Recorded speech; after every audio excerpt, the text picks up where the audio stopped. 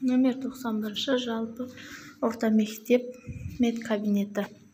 Миромарова Карима атындағы егу бөлмесі. Қол жуатын раковина, сұйық сабын, антисептик, салфетка.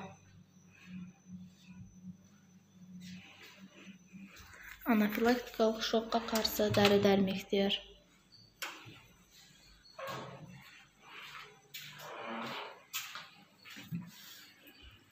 Отабаева Гүлнара атындағы қабылдау бөлмесі.